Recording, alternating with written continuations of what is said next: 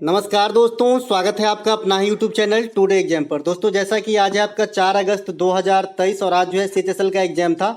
First shift, second और third shift, इन तीनों ही पालियों में जो भी जीके जीएस के प्रश्न पूछे गए सभी प्रश्नों को लेकर के आ गया हूं। सभी ओरिजिनल वाली प्रश्न है, चूंकि ये लेट से मैं वीडियो लेकर के आया, चूंकि आप जानते हैं आज मैं एनालिसिस नहीं करा पाया था और मैं ये सूचना आपको जो है टेलीग्राम के माध्यम से दे दिया था कि आज मैं एनालिसिस नहीं करा पाऊंगा। कुछ मेरे रिलेटिव गाँव से आए थे, उनको मैं घुमाने ले गया था, क्योंकि अगर नहीं करता तो फिर ये तो अच्छी बात नहीं है, इतने दूर से आए और टाइम नहीं दिए तो यही वजह से जो है आज मुझे वीडियो को स्किप करना पड़ा था। हालांकि मैं स्किप तो किया, लेकिन ये सभी प्रश्नों को एक ही साथ लेकर के आ गए तो बात तो वही हो गई। ये होगा कि मैं लेट से आऊंगा, लेकिन आऊंगा जरूर, है ना। तो पहला जो एक प्रश्न देखने को मिला था, ये मिला था कि 1857 का विद्रोह कहां से शुरू हुआ था। अब ये कोई क्वेश्चन है, देखिए आज ये बहुत अच्छे लेवल के भी क्वेश्चन आए, करंट से काफी अच्छे अच्छे क्वेश्चन भी आए जो आपको इसमें देखने को मिलेगा। तो 1857 का विद्रोह जो है ये 10 मई 1857 को मेरठ से स्टार्ट हुआ था। मेरठ कहां पे है? उत्तर प्रदेश में है। और मेरठ में क्या अभी जो है स्थापना होने वाली है? तो खेल विश्वविद्यालय का, तो ये बात भी ध्यान रखेंगे। इनके अलावा 1857 के विद्रोह में तत्कालिक कारण क्या था भैया? तो चर्बी वाला कारतूस जिसे मुंह से खींचना होता था,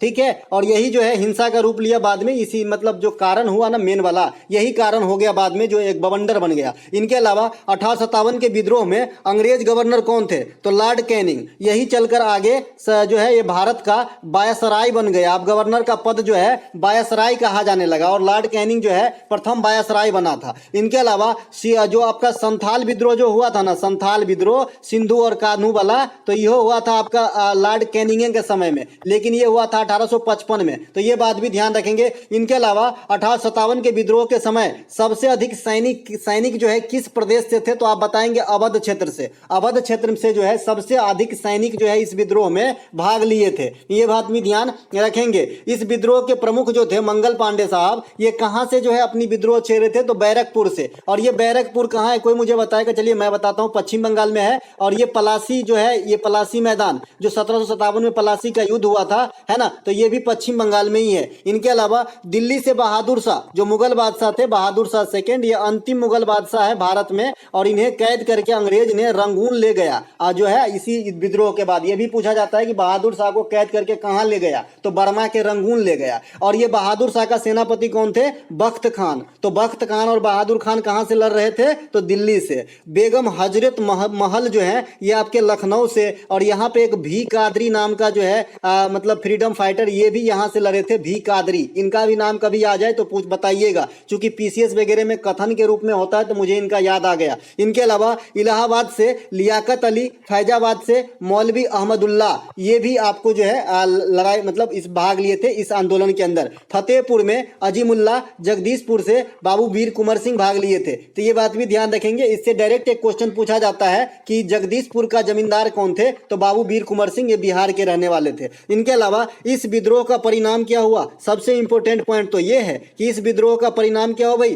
तो इस विद्रोह का परिणाम क्या हुआ कि भाई जो पहले हम लोगों का जो बागडोर था कौन देखता था? ईस्ट इंडिया कंपनी देखता था। हमारी सुख दुख की जो लेखा जोखा था कौन रखता था? East India company. अब यहाँ की जो शासन व्यवस्था है कौन संभालने लगा? तो ईस्ट इंडिया कंपनी के हाथों से छूट के ब्रिटिश क्राउन के पास चला गया। ब्रिटिश क्राउन मतलब वहां के जो महाराजा और महारानी रहेंगे वहीं से संचालित होने लगे। और ये ऐसा क्यों हुआ था, मैं ये चीज आपको बता दिया था कि भाई इन्होंने सोचा कि भाई इतनी बड़ी साहस जब ये लोग कर सकता है तो हमारा शासन और कितना दिन चलेगा, हमको तो पूरे दिन शासन करना है भाई, तो इससे अच्छा जो है इनसे ये वाला टॉपिक छीन लो, अब यहाँ से जो है शासन व्यवस्था संभालो अपने हिसाब से, है ना। इनके अलावा तैराकी रिंग की चौड़ाई पूछ ली थी। देखिए तैराकी रिंग की चौड़ाई दो प्रकार के होते हैं, ओरिजिनल लैंग्वेज पे डिपेंड करेगा। अगर ओलंपिक के हिसाब से पूछ रहा है तो ओलंपिक के हिसाब से जो है इसकी चौड़ाई 21 मीटर के करीब होता है। और अगर आपका विश्व तैराकी चैंपियनशिप जो होता है उसमें 25 मीटर तक हो जाएगा। तो डिपेंड करेगा कि ओरिजिनल लैंग्वेज क्या था। आप लोग बताइएगा कि 21-25 ऑप्शन में था या नहीं था।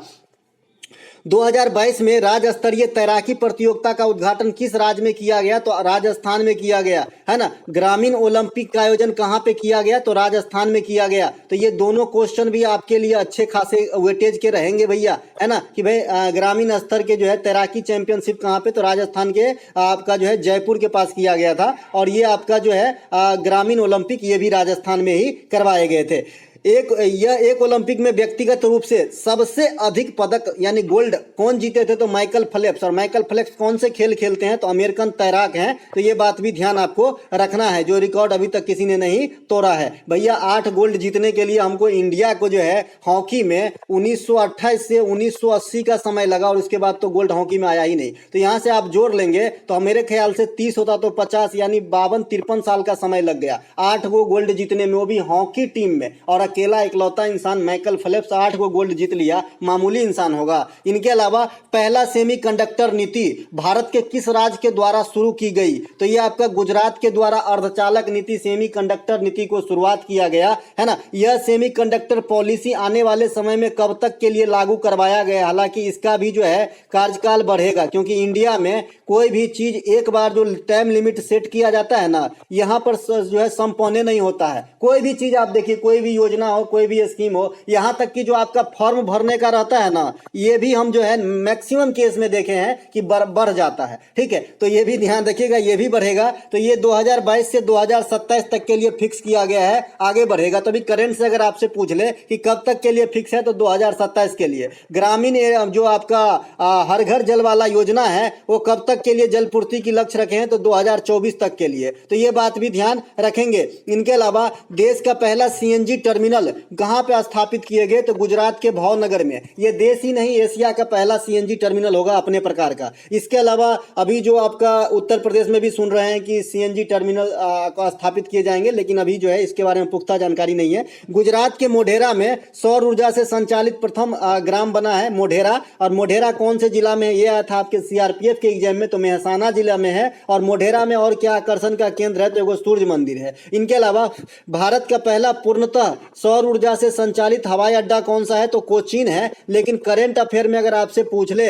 कि भारत का पहला सौर और हाइड्रो पावर से संचालित पहला अंतर्राष्ट्रीय हवाई अड्डा, तब क्या आंसर दोगे? तो देना आपका दिल्ली, इंदिरा गांधी हवाई अड्डा जो है ना दिल्ली में, इंटरनेशनल वाली। तो ये सौर और हाइड्रो, ये दोनों के कॉम्बिनेशन से चलने वाली पूर्णतः इन सुविधाओं से लैस हवाई अड्डा बना है। लेकिन भारत में पहला सौर ऊर्जा से संचालित कोचीन हवाई अड्डा बना था। डोनी पोली हवाई अड्डा का उद्घाटन नरेंद्र मोदी ने कहां पे किया है? आप लोग मुझे जो है कमेंट करेंगे, क्योंकि मैंने आपको बताया था डोनी पोलो इस प्रकार से नाम है ना। इनके अलावा गुजरात का आकर्षण क्या है भाई? गिर राष्ट्रीय उद्यान है, स्टेच्यू ऑफ यूनिटी है, धौलावीरा हड़प्पा कालीन स्थल है, ये सब गुजरात में है। बंसदा नेशनल पार्क है, आनंद डेयरी है, कच्छ है, काठियावाड़ी है, ये सब जो है आपके गुजरात में है। टूसू पर्व का आयोजन किस राज्य में किया जाता है? भैया झारखंड में टूसू पर्व का आयोजन होता है। झारखंड की अन्य त्योहार रोहिणी है, ये फसल बुआई के समय वाला त्योहार है, तो इन्हें भी ध्यान रखेंगे। सरहुल महोत्सव भी झारखंड में होता है, और सरहुल महोत्सव छत्तीसगढ़ के कुछ पार्ट में भी हो जाते हैं, तो ये बात भी ध्यान रखेंगे। इनके अलावा झूमर जो है ये भी झारखंड में और छत्तीसगढ़ में भी हो जाता है। छऊ जो है झारखंड के अलावा पश्चिम बंगाल और उड़ीसा में भी हो जाते हैं। इसके अलावा जादूगोरा यूरेनियम की खान, ये झारखंड में है, तो ये बात भी ध्यान रखना है। झारखंड बिहार से जो है 2000 ईस्वी में उत्तरांचल और छत्तीसगढ़ के साथ अलग हुआ था। जो बिहार का दक्षिणी पार्ट है ये आपका झारखंड है। बिहार की सीमा मतलब नक्शा आजकल कुछ इस प्रकार से है, ठीक है, बिहार की नक्शा कुछ इस प्रकार से है। तो जो ये वाली पार्ट है ये आपका हट गया था, आज अभी भी ऐसा है, लेकिन ये मान लीजिए कि ये दक्षिणी पार्ट हटा है, झारखंड बना है, ठीक है। इसके अलावा 2000 में और कौन? उत्तरांचल अलग हुआ था उत्तर प्रदेश से, और छत्तीसगढ़ अलग हुआ था एमपी से। उत्तरांचल का पहला नाम उत्तरांचल था, वर्तमान में संविधान संशोधन के द्वारा इनका नाम उत्तराखंड कर दिया गया है, और उत्तराखंड का एक नया राजधानी गैरसैंण भी बना है, तो इन्हें भी ध्यान रखेंगे। एक तो आपका देहरादून है जो इंडिया का सबसे बड़ा दून है। अगर आपसे पूछे कि भाई सबसे बड़ा दून कौन सा है, तो देहरादून है जो उत्तराखंड का राजधानी है। एक और राजधानी बना है गैरसैंण, तो ये बात भी आपको ध्यान रखना है। इनके अलावा एक दिन के लिए मुख्यमंत्री जो एक लड़की बनी थी, किस राज्य में बनी थी? तो उत्तराखंड में ही बनी थी मेरे ख्याल से, इसे कंफर्म कर लीजिएगा, ये मुझे याद आ गया तो बता दिए, ठीक है, जो याद आएगा बताते जाऊंगा। इनके अलावा रांची में JSCA अंतर्राष्ट्रीय क्रिकेट स्टेडियम स्थित है। रांची कहाँ है भैया? झारखंड के अंदर। यहाँ पे JSCA क्रिकेट स्टेडियम है, इसका फुल फॉर्म क्या होता है, झारखंड स्टेट क्रिकेट एसोसिएशन, है ना। तो ये आपका रांची में है और यहाँ पे अंतर्राष्ट्रीय मैच भी हो चुका है। इनके अलावा रामचरित्र के लेखक कौन है, तो ये भवभूति है। भवभूति जो है रामचरित्र के लेखक हैं। नाट्य शास्त्र के लेखक कौन है, भरत मुनि है। पंचतंत्र के लेखक कौन है, विष्णु शर्मा है। कादम्बरी और हर्षचरित्र के लेखक कौन है, बाणभट्ट है। अभिज्ञान शकुंतलम के लेखक कौन है, कालिदास है ना। इसके अलावा नेचुरल हिस्ट्री के लेखक कौन है भैया, नेचुरल हिस्ट्री, है ना, प्राकृतिक इतिहास, तो ये हो गया भाई प्लिनी, इनका नाम है प्लिनी। इसके अलावा द स्पीसीज, है ना, द स्पीसीज है ना चार्ल्स डार्विन की, है ना। द ओरिजिन ऑफ स्पीसीज है, देखिए इस प्रकार से है, द ओरिजिन ऑफ स्पीसीज, है ना, मतलब जो मतलब स्पीसीज की उत्पत्ति, है ना, ओरिजिन मतलब उत्पत्ति भैया, तो ये चार्ल्स डार्विन ने लिखा है। दास कैपिटल कार्ल मार्क्स ने लिखा है। तो ये कुछ पुस्तक है, आपको ध्यान रखना है। वर्नाकुलर पे एक्ट जो है किस अंग्रेज के समय लागू हुआ था, लॉर्ड लीटन के समय हुआ था, है ना। वर्नाकुलर एक्ट कब लगा था, 1876 में लीटन के समय। और समाप्त कौन करवाया था, तो रिपन, है ना, रिपन समाप्त करवाया था। ये वही रिपन है 1881 में जिसके समय से भारत में 10 वर्षों के गैप पे जो है आपका जनगणना नियमित हो रहा है। लेकिन पहला जनगणना 1872 में मेयो के समय में हुआ था, तो ये बात भी ध्यान रखेंगे। इनके अलावा वर्नाकुलर एक्ट क्या था, तो वर्नाकुलर एक्ट जो है पत्राचार पे लगाम था, है ना, या फिर पत्रकारिता पे, पत्रकारिता सही रहेगा, पत्राचार सही नहीं रहेगा, पत्रकारिता पे लगाम था, है ना, पत्रकारिता पे लगाम कसना था। इसके थ्रू में जो है आप कोई भी स्थानीय लैंग्वेज में मतलब पत्रकारिता नहीं संपादित कर सकते थे, क्योंकि उनको डर था कि अगर भाई लोग पढ़ पढ़ के जागरूक हो गए ना तो हम अगले ही साल चले जाएंगे, ठीक है। बाद में रिपन ने इसे समाप्त करवाया। फिर भी भारतीय प्रेस का मुक्तिदाता किसे कहा जाता है, चार्ल्स मेटकॉफ को कहा जाता है, तो रिपन को नहीं लगा दीजिएगा, है ना। इनके अलावा आर्म्स इंडिया एक्ट कब बना, 1878 में। आर्म्स इंडिया एक्ट अगर आप देखें तो आज भी हमारे इंडिया में लागू है। भाई आप बंदूक रख सकते हो क्या, बंदूक रख के ट्रेन में सफर कर सकते हो, नहीं ना, तो भाई आज भी ये चल रहा है। सूचना का अधिकार कब लागू हुआ था, लेकिन आज भी चल रहा है, तो स्वतंत्रता के बाद भी आर्म्स इंडिया एक्ट बने थे भाई, है ना। इसके अलावा सूचना का अधिकार जो है 2005 में राइट टू इन्फॉर्मेशन, है ना, ये बना था। इनके अलावा 2011-2012 में, है ना, देश में उद्योग में लगे महिलाओं की संख्या कितने प्रतिशत थी, इस प्रकार से क्वेश्चन पूछे गए हैं। यानी कामकाजी महिलाओं की संख्या कितने प्रतिशत थी, इस प्रकार से प्रश्न आए हैं आपके जनगणना के समय। तो भैया जनगणना के समय जो है 25.7 से 8% जो है आपका रखेगा, 25 से 28 भी कहीं कहीं आपको देखने को मिलेगा,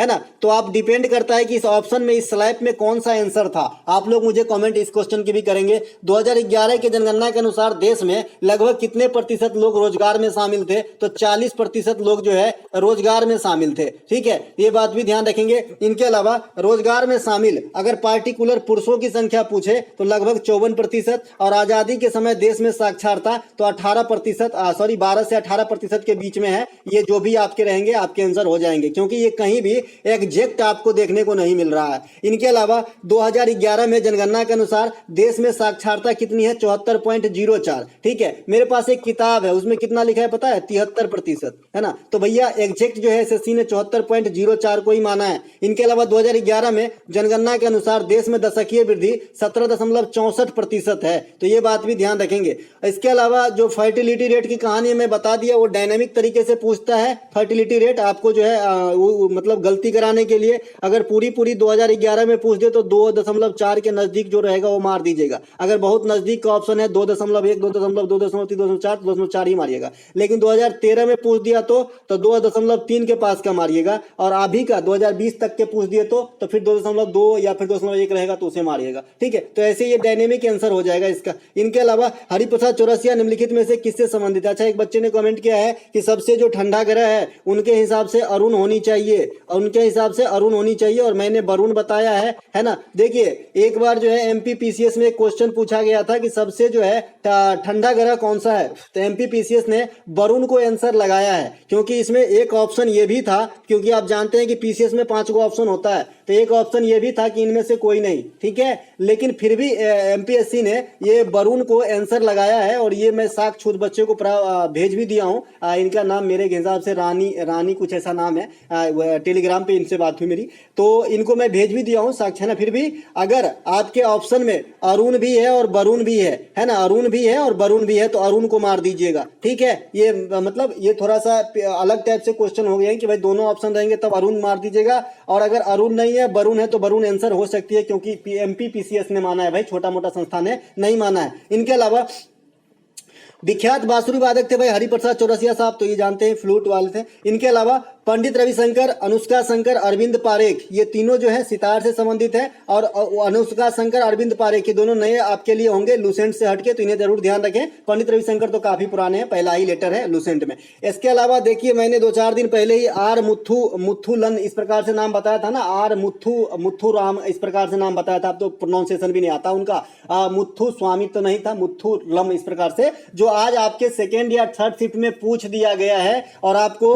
उसी सेम लैंग्वेज में पूछा गया था कि सादिर से संबंधित है। और मैंने बताया था कि सादिर कौन से नृत्य होंगे भाई, भरतनाट्यम, क्योंकि इसे सादिर अट्टम पहले कहा जाता था। ठीक है, तो ये पूछ दिया गया है, क्योंकि पता है ना आजकल जो लूसेंट में इजली वे में किसी का नाम आर्ट एंड कल्चर में कम आ रहे हैं, जो नहीं है वो आ रहे हैं। हालांकि हरिप्रसाद चौरसिया तो आया है भाई, है ना, तो कुछ कहा नहीं जा सकता, इसके लिए आप रिसर्च करते रहें, है ना। पंडित भीमसेन जोशी हिंदुस्तानी शास्त्रीय संगीत के कर्नाटक के रहने वाले, किराना घराना से संबंधित थे।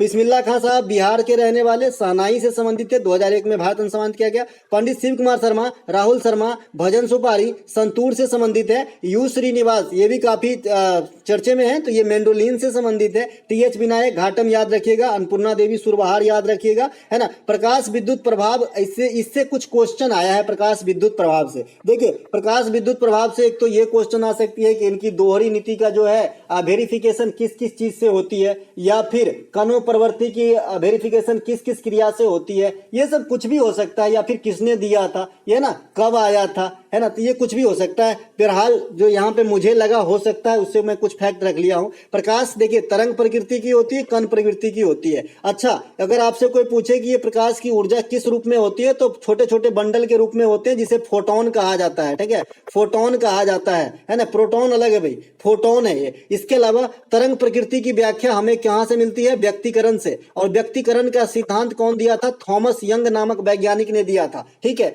व्यक्तिकरण भी अपने आप में दो प्रकार के होते हैं, एक तो विनाशी व्यक्तिकरण होते हैं और एक संपोषी व्यक्तिकरण होते हैं। संतोषी होता है, संपोषी नहीं, संतोषी। एक संतोषी व्यक्तिकरण और एक आपका विनाशी व्यक्तिकरण होता है। ठीक है, इसके अलावा एक विवर्तन होता है और एक ध्रुवीकरण होता है। देखिए, एक क्वेश्चन आपसे SSC या फिर कोई भी एग्जाम कर लेता है कि ध्वनि में कौन सी घटना नहीं घटती है। जो ध्वनि होती है ना साउंड, तो साउंड में कौन सी घटना जो है आपका नहीं घटेगा, तो ध्रुवीकरण की घटना जो है साउंड के अंदर नहीं होती है। ध्यान रखेंगे, VVI पॉइंट है ये कि ध्वनि में जो है ध्रुवीकरण नहीं होती है। देखिए, ध्वनि क्या है भाई, ध्वनि की गमन के लिए माध्यम की आवश्यकता होती है। और ध्वनि को आप किस तरंग के रूप में जानते हैं, तो अनुदैर्घ्य तरंग। क्या, अनुदैर्घ्य तरंग, अनुदैर्घ्य तरंग है ये। इसे गमन के लिए हमेशा एक मीडियम माध्यम की आवश्यकता होती है, जबकि प्रकाश के गमन के लिए कोई भी मीडियम माध्यम की आवश्यकता नहीं होती है। इसीलिए प्रकाश क्या है, तो प्रकाश अनुप्रस्थ तरंग है, अनुप्रस्थ तरंग है। तो अगर आपसे कोई पूछे प्रकाश कैसा तरंग है, तो अनुप्रस्थ तरंग है।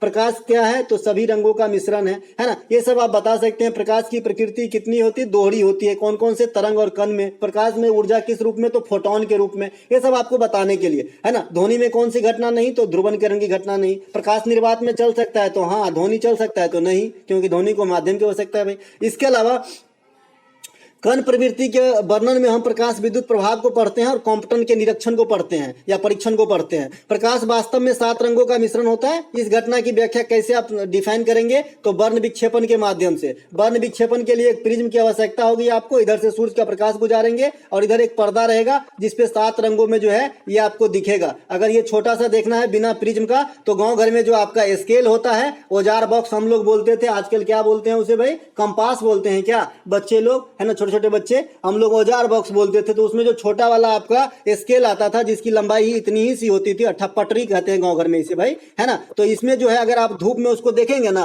तो उसमें आपको 7 रंगों का दिखेगा, है ना। तो प्रकाश का वर्ण विक्षेपण का यहीं से निरीक्षण कर लीजिएगा, कहाँ प्रिज्म लेने जाइएगा। इसके अलावा सबसे ऊपर जो रेड होता है और सबसे नीचे आपका वायलेट होता है, यानी जो भी वायलेट कलर से मिलता जुलता होगा उसका तरंग दैर्घ्य आरोही क्रम में बढ़ता जाएगा, जिसमें सबसे कम बैगन के कलर का होगा, यानी वायलेट, है ना। अगर नीला है तो इससे थोड़ा सा ज्यादा होगा, लेकिन है तो इसी प्रजाति का। तो इस अनुसार से जो है आप अनुमान लगा सकते हैं, क्योंकि क्वेश्चन वहां से भी आ जाता है कि भाई इसमें से है किस रंग की तरंग दैर्घ्य ज्यादा है। तो एग्जामिनर बहुत चालाक है, तो लाल और बैगनी नहीं देगा, इस बीच का रंग दे देगा। तो आपने बैनी या पिनाला का नाम तो सुना होगा, इसी क्रम में सजा देना है ना। और जो भी नीला कलर जो भी दिखता हो उसका कम ही होता है हमेशा, ठीक है, समझ रहे हैं। लाल रंग की तरंग दैर्घ्य सबसे अधिक। अच्छा, एक आपने गांव घर में भी जो कुछ भी नहीं पढ़ा लिखा वो भी एक क्वेश्चन आपसे पूछ देता है कि भाई लाल रंग से ही खतरे की सिग्नल क्यों बनती है? क्योंकि इसकी तरंग दैर्घ्य ज्यादा होती है, जो आंख पे डायरेक्ट इफेक्ट पड़ती है, क्योंकि इसकी विचलन जो है या फिर प्रकीर्णन जो है ये सबसे कम होती है। प्रकीर्णन मतलब फैलाव, विचलन मतलब भी फैलाव, मतलब पसरना समझ लीजिए देहाती भाषा में, तो है ना। तो ये कम होती है, तो इम्पैक्ट ज्यादा डालता है, इसीलिए जो है लाल रंग की जो है खतरे की सिग्नल बनाई जाती है, ठीक है। इसके अलावा बैंगनी रंग की प्रकीर्णन सबसे अधिक होगी, क्योंकि तरंग दैर्घ्य सबसे कम है, क्योंकि तरंग दैर्घ्य और प्रकीर्णन एक दूसरे के व्युत्क्रमानुपाती होती है। उसी प्रकार से जैसे चालकता और प्रतिरोधकता एक दूसरे के व्युत्क्रमानुपाती होते हैं, उसी प्रकार से जैसे आयतन और घनत्व एक दूसरे के व्युत्क्रमानुपाती होते हैं। तो ये तीनों रिलेशन आप ध्यान रखेंगे, फायदे में रहेंगे। इनके अलावा भारत का पहला कार्बन मुक्त राज्य कौन सा बना है? हिमाचल प्रदेश बना है ना। हिमाचल प्रदेश जो है भारत का पहला कार्बन मुक्त राज्य है ना। इसके अलावा भारत का पहला जैविक राज्य कौन सा है? सिक्किम है। भारत का पहला 100% जल वाला राज्य कौन सा बन गया है? गोवा। और जिला में कौन है? बुरहानपुर। इनके अलावा अगला, भारत का पहला डिजिटल बजट पेश करने वाला पहला राज्य कौन सा भैया? उत्तर प्रदेश, योगी आदित्यनाथ साहब। और पेपरलेस विधानसभा नागालैंड में, है ना। इनके अलावा 100वां जो स्मार्ट सिटी के तहत जो राज्य बना है शिलांग बना है, ये भी क्वेश्चन पूछा गया है। धार्मिक स्वतंत्रता के संविधान के अनुसार कौन से तत्व को शामिल नहीं किया गया है? देखिए यहाँ पे तो ऑप्शन नहीं है मेरे पास, लेकिन मैं आपको ये बता दूं कि धार्मिक स्वतंत्रता के अंदर मोटे मोटे तौर पे क्या क्या आपको जो है फैसिलिटी दिया गया है। आप कोई भी धर्म को मानने के लिए अगर इंडिया में आप निवास करते हैं तो XYZ कोई भी आप धर्म मान सकते हैं, कोई भी यहाँ पे लेखा जोखा रोक टोक नहीं है। अगर आप चाहते हैं कि मैं हिंदू हूं, मैं किसी और धर्म में चली जाऊं, तो कोई रोक टोक नहीं है भाई। आप चाहते हैं किसी और धर्म में आप हिंदुज्म अपनाना चाहते हैं तो कोई रोक टोक आपको नहीं है, कोई भी सरकार की तरफ से ऑब्स्ट्रक्शन या फिर रुकाव नहीं है, ठीक है। दूसरी बात, आप कोई भी धर्म को मानते हुए भी अगर आप नहीं मानना चाहते हो, मतलब आप नहीं भी मानना चाहते, मैं किसी भी धर्म की नहीं मानूंगा, तो भी आपको कोई रोक टोक नहीं है। तीसरी है कि भाई आपकी जो धार्मिक जो नियम के अनुसार जो चीज आपके धर्म में आते हैं, है ना, उसको फॉलो करने में आपको कोई ऑब्स्ट्रक्शन नहीं पहुंचाएगा। चौथी बात हम कह रहे हैं, ये भाई अपने तरफ से बोल रहे हैं, संविधानिक लैंग्वेज नहीं है ये, और संविधानिक लैंग्वेज पढ़ना भी नहीं है आपको समझना है ना भाई। इसके अलावा जो एक है आपका 27, इसमें क्या कहा गया भाई? कोई भी जो आपका है 27 या 27 में ही कहा गया, ठीक है ना। इसमें अगर आप धार्मिक कार्य पे कोई भी रकम खर्च करते हैं तो उस पर आपको टैक्स इंपोज नहीं किया जाएगा कि आप टैक्स भरवे करो, ठीक है, आप स्वतंत्र हैं। इसके अलावा निम्नलिखित में से कौन हिंदुस्तानी संगीत से संबंधित है? तो गंगूबाई हंगल है, पंडित जसराज है, और इसके अलावा पंडित भीमसेन जोशी है। ये सब जो है आपके हिंदुस्तानी शास्त्रीय संगीत से हैं। और एगो त्यागराज है, तो त्यागराज किससे हो जाएगा भाई? कर्नाटक संगीत से। और मैंने आपका कर्नाटक संगीत और हिंदुस्तानी शास्त्रीय संगीत का दायरा बता दिया है। हिंदुस्तानी शास्त्रीय संगीत जो है ये साउथ के पार्ट को छोड़ के इंडिया में लगभग सभी जगह हो जाएगा, ठीक है। लेकिन ये जो आपका साउथ का पार्ट है ये आपका जो आ जाएगा किसमें? कर्नाटक संगीत के अंतर्गत आ जाएगा। केरल, तमिलनाडु, आंध्र प्रदेश और क्या भाई? कर्नाटक। इनके अलावा वर्ल्ड टेस्ट चैंपियनशिप 2019-21 के फाइनल में किस टीम से हार गई थी? इस प्रकार से प्रश्न आया है। अच्छा, वर्ल्ड टेस्ट चैंपियनशिप 2019-21 में भारत फाइनल में किस टीम से हार गई थी? इस प्रकार के क्वेश्चन आए हैं। तो भाई स्वाभाविक सी बात है कि न्यूजीलैंड से हार गई है ना। न्यूजीलैंड ही विजेता है, लेकिन ये क्वेश्चन ऐसे क्यों पूछेगा भाई? क्योंकि न्यूजीलैंड तो जीता है, तो ऐसे क्यों पूछेगा भाई? सिंपल सी क्वेश्चन इतने बच्चे जैसे क्यों करेगा? कुछ और पूछा होगा इस क्वेश्चन में, मुझे जैसा लग रहा है। क्योंकि भाई जब सबको पता है कि न्यूजीलैंड जीत गया है तो फाइनल में हार गया, इतना बात बनाने की क्या जरूरत है? सीधे पूछता कि विजेता कौन है ना। तो भाई यहाँ पे कुछ और क्वेश्चन हो सकता है, इसमें मैं 100% नहीं हूँ, ठीक है। हो सकता है कुछ और पूछा हो इस क्वेश्चन में, सेमीफाइनल में पूछा होगा, या फिर हो सकता है कि ये करंट वाला पूछा होगा, है ना, करंट वाला पूछा होगा जो अभी अभी फिर भी तो भारत गया था ना 2021-23 वाले में भारत फाइनल में पहुंच गया भाई, है ना। तो यहाँ पे जो है अब तो डिपेंड करेगा कि क्या था क्वेश्चन, लेकिन फिलहाल जो है यहाँ पे जो फैक्ट है देखिए, वर्ल्ड टेस्ट चैंपियनशिप 2021 में विजेता कौन है? न्यूजीलैंड। ये पहली ही एडिशन था और पहले का विजेता है।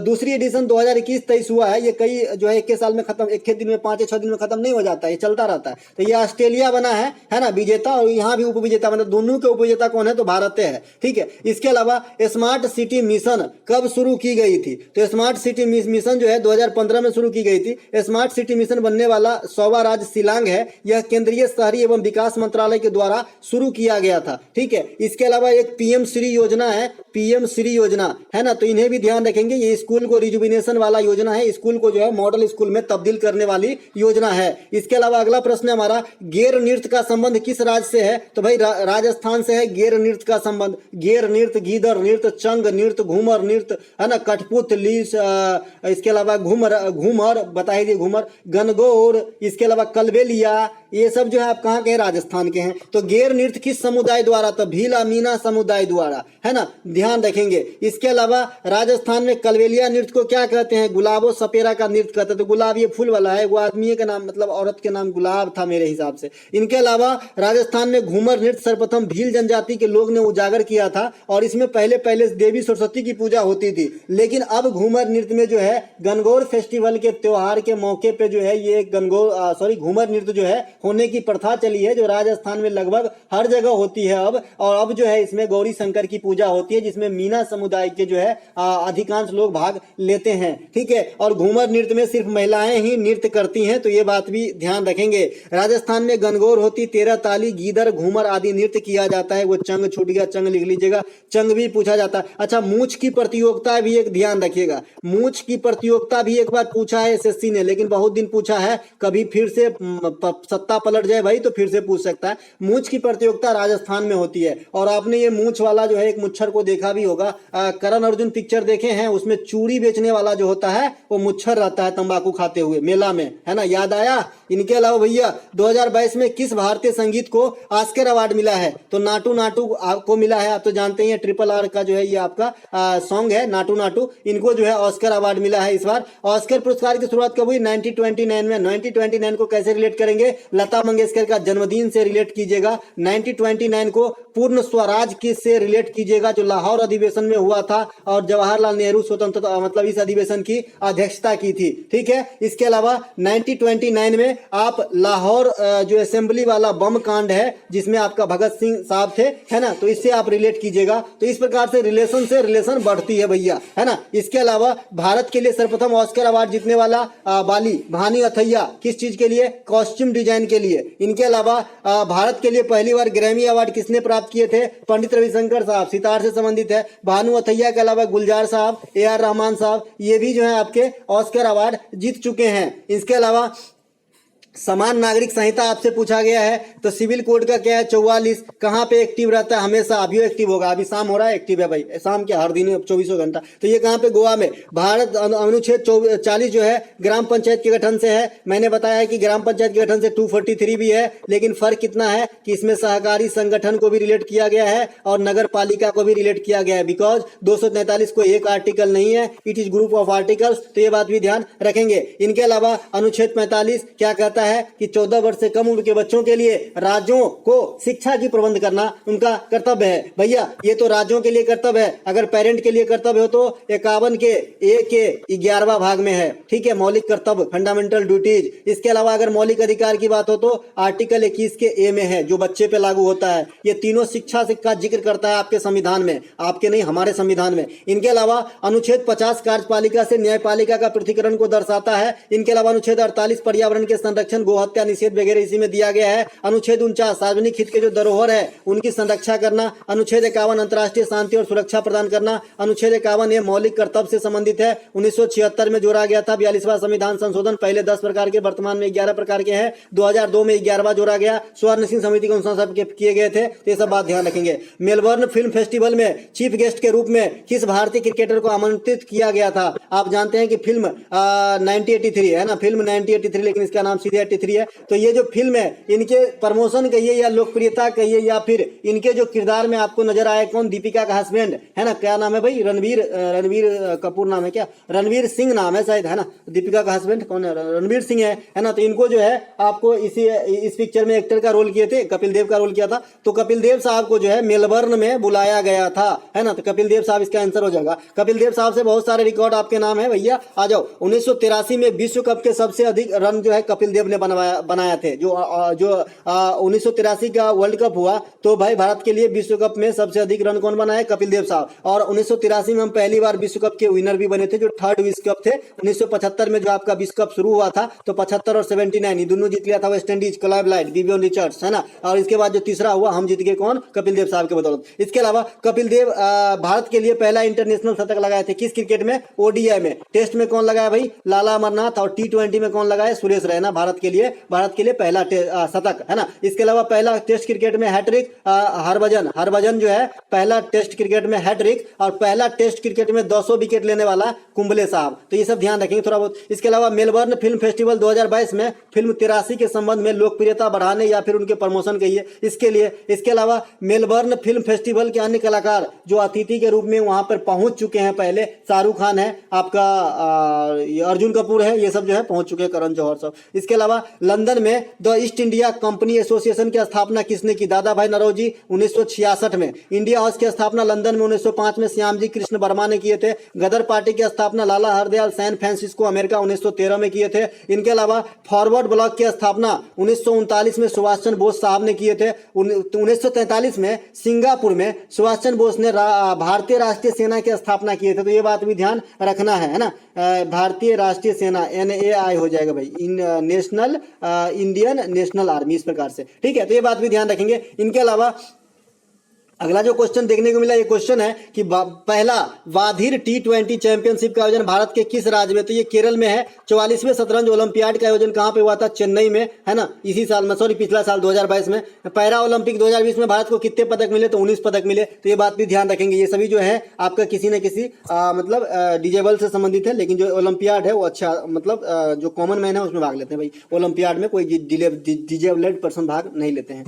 भारत के मानसून पर निम्नलिखित में से किसका असर नहीं होता? ऑप्शन तो नहीं मेरे पास, लेकिन जो एक बच्चे ने बताया कि सहारा भी है। ये सभी जो है व्हाट्सएप ग्रुप में बच्चे ने भेजा है भाई, जैसा भेजा है ना। एक आध क्वेश्चन में मैं छेड़छाड़ किया हूं, बाद बाकी सभी क्वेश्चन एज इट इज है, क्योंकि एक आध क्वेश्चन जो है 1-2 वर्ड ही भेजेगा। जैसे अब यही जो क्वेश्चन है इसमें लिखा था कि भारत के मानसून पर क्या नहीं, तो मैं प्रभाव को जोड़ा हूं या फिर असर जोड़ा हूं, तो हो सकता है कि ऐसा ही पूछा गया हो। तो ये आपका सहारा हो जाएगा। सहारा ऑप्शन में दिया गया था, उसमें नीचे में सहारा एक ऑप्शन दिया है इन्होंने। तो सहारा भाई कहां पे है? तो सबसे पहले बताइए। तो सहारा आपका नॉर्थ अफ्रीका के अंदर है, और ये दुनिया का सबसे बड़ा डेजर्ट है, मरुस्थल है, ठीक है। तो ये बात भी ध्यान रखेंगे। और भारत का सबसे बड़ा मरुस्थल थार है, थार हो, है ना। इसके अलावा जो एशिया की सबसे बड़ी है ये मंगोलिया में है, गोबी में है। गोबी मरुस्थल जो है मंगोलिया में। मंगोलिया कहाँ पे? चीन के पास है। तो ये सब बात ध्यान रखेंगे। ये मंगोलिया चीन के पास ना हो, हाँ एकदम सही बात है भाई। इसके अलावा देखिए भारत के जलवायु पे जो असर डालता है, तो सबसे बड़ा असर कारक आपका हिमालय है। हिमालय की उपस्थिति भारत को जो है अलग बनाता है, जलवायु को। इसके अलावा अरब सागर भी है, ये वर्षा कराने के लिए जिम्मेवार है, अरब सागर और बंगाल की खाड़ी, तो ये भी जलवायु पे असर डाल रहे हैं। साथ ही साथ इनडायरेक्टली भूमध्य सागर भी आपके भारत के जलवायु पे असर डाल रहे हैं। क्यों? क्योंकि आपको मैं बताया हूं कि भाई भूमध्य सागर से क्या उत्पन्न होती है? पश्चिमी विक्षोभ, है ना। पश्चिमी विक्षोभ जो है कहां से उत्पन्न होती है? भूमध्य सागर से, जो कहां पे वर्षा कराती है ना, आपका उत्तर पश्चिम में, यानी पंजाब वगैरह में ठंडी के महीना में, जो रबी के फसल के लिए अच्छे होते हैं। तो इनडायरेक्टली जो है भूमध्य सागर आपके जलवायु पर असर डाल रहा है कि नहीं डाल रहा है, बताइए। इसके अलावा भारत में कैसा जलवायु है? तो उष्णकटिबंधीय मानसूनी जलवायु है ना। इनके अलावा भारत में मुख्यतः कितने प्रकार के जो है मुख्य ऋतु होते हैं? तो 4 प्रकार के। इसके अलावा 2011 में जनगणना के अनुसार देश में शहरी जनसंख्या कितनी है? तो भैया लगभग 32% के समथिंग है। तो बताइएगा कि ऑप्शन में क्या था। इसके अलावा भारत के जो लगभग ग्रामीण जनसंख्या है, तो अगर 32 घटा देंगे तो 67 से 68% हो जाएगा ऑब्वियसली। इसके अलावा शहरी जनसंख्या सबसे अधिक कहाँ का है? महाराष्ट्र का, सबसे कम सिक्किम का, लेकिन परसेंटेज रूप से पूछे शहरी जनसंख्या तो सबसे अधिक गोवा का, ठीक है। तो ये बात भी ध्यान रखेंगे। जनसंख्या का महाविभाजक वर्ष का किसे कहा जाता है? 1911-21 को। जनसंख्या का विस्फोटक ईयर किसे कहा जाता है? 1951 से 1981 को, ठीक है। इसमें जो है बहुत ज्यादा वृद्धि दर्ज की गई, और इसमें जो है निगेटिव ग्रोथ दर्ज किया गया था। देखिए जो लेटेस्ट वाला जनगणना हुआ है 2011 में, उसमें निगेटिव ग्रोथ कहाँ का आया था? तो नागालैंड का। 75वां स्वतंत्रता दिवस 2011 में विषय वस्तु क्या रखा गया था? थीम। तो थीम था नेशन फर्स्ट ऑलवेज फर्स्ट, है भैया। तो भाई स्वतंत्रता दिवस पर लाल किले किले पर कौन भाषण करते हैं या फिर झंडा फहराते हैं? तो प्रधानमंत्री। गणतंत्र दिवस पर जो आपका ध्वजारोहण करते हैं, झंडा वाला झंडा तोलन, ये कौन करते हैं? राष्ट्रपति। यहाँ से क्वेश्चन आ चुके हैं, है ना, हल्के में मत लेना। इनके अलावा आजादी का अमृत महोत्सव कहाँ से स्टार्ट हुआ? तो साबरमती के आश्रम से। किसके याद में? तो दांडी मार्च के याद में। दांडी मार्च याद है आपको? 12 मार्च 1930 ईस्वी को। किसके द्वारा? गांधी जी के द्वारा। कहां से? साबरमती आश्रम से। साबरमती आश्रम कहां है? गुजरात के अहमदाबाद में। तो यहीं से स्टार्ट हुआ था आपका आजादी का जो है अमृत महोत्सव। इसके अलावा प्रथम पंचवर्षीय योजना किस मॉडल पे? तो हेराल्ड डोमर के मॉडल पे। द्वितीय पंचवर्षीय योजना पीसी महालनोबिस के मॉडल पर। प्रथम पंचवर्षीय योजना में कृषि पर विशेष बल, द्वितीय पंचवर्षीय योजना में भारी उद्योग पर विशेष बल दिया गया, जिसमें दुर्गापुर, राउरकेला और भिलाई, इनमें 3 फैक्ट्रियां लगाई गई। तृतीय पंचवर्षीय योजना में खाद्यान्न और रोजगार दोनों पे बल दिया गया, यानी कृषि और भारी उद्योग दोनों पर बल दिया गया। गयासुद्दीन बलबन ने सिजदा और पैबोस की प्रथा शुरू किस लिए की थी? ये क्वेश्चन पूछा गया था। देखिए मतलब ये तो सभी जानते हैं कि गयासुद्दीन बलबन ने सिजदा और पैबोस की प्रथा शुरू किया गया, लेकिन क्वेश्चन ऐसा नहीं था कि किसने किया, ये क्वेश्चन था कि किससे संबंधित है ना। तो गयासुद्दीन बलबन जो सिजदा और पैबोस की प्रथा शुरू किया था, ये अदालत से संबंधित है या कोर्ट से संबंधित है ना। तो आप लोग बताइएगा कि इसमें कोर्ट था क्या या न्यायालय था क्या, ऐसा कुछ शब्द है ना, क्योंकि सल्तनत काल में न्यायालय को भी अलग नाम से जाना जाता था, तो हो सकता है कि अलग नाम हो, है ना। लेकिन अगर सीधे सीधे लैंग्वेज में हो तो न्यायालय, कोर्ट या फिर अदालत हो सकता है, ठीक है। इसमें घुटना टेक कर जमीन को छूना पड़ता था। और जो बलबन है ये नवरोज त्योहार को भी जो है चलाया था, जो एक प्रकार का पारसी त्योहार होता है। इल्तुतमिश ने घोड़ा की दागने की जो है प्रथा, तुर्कान ने चिहलगानी की स्थापना किया था, जो बलबन ने समाप्त कर दिया था। तो ये बात भी ध्यान रखेंगे। SC/ST इनसे कुछ प्रश्न आया है। देखिए SC/ST एक्ट जो है पहली बार 1989 में आया है, लेकिन अभी इसमें लेटेस्ट में भी संशोधन किया गया है। तो डिपेंड करता है कि करंट सेक्शन से था या एनिशिएंट सेक्शन से था। इनके अलावा संविधान के अनुसार इनमें से कौन से शब्द भारतीय संविधान में नहीं है? तो ये प्रस्तावना के शब्द से जनरली ये क्वेश्चन आते हैं, हम भारत के लोग वाला। तो इस डिपेंड करता है कि इसमें से कौन प्रस्तावना में शामिल नहीं है। इसके अलावा धर्मनिरपेक्षता, अखंडता और आपका एक और है ना, धर्मनिरपेक्षता, अखंडता और समाजवादी, ये शब्द भी है आपके संविधान में, हमारे संविधान में। इनके अलावा नोंगक्रेम त्योहार पूछा गया है, जो मेघालय का है। सब दिन बताते आया नोंगक्रेम और नोकरेक, इन दोनों में थोड़ा सा ही फर्क है ना। लेकिन एगो जो है आपका त्योहार है, वहीं दूसरा क्या है? दूसरा क्या है आपका जो है ये क्या है? नोकरेक आरक्षित क्षेत्र है, ठीक है।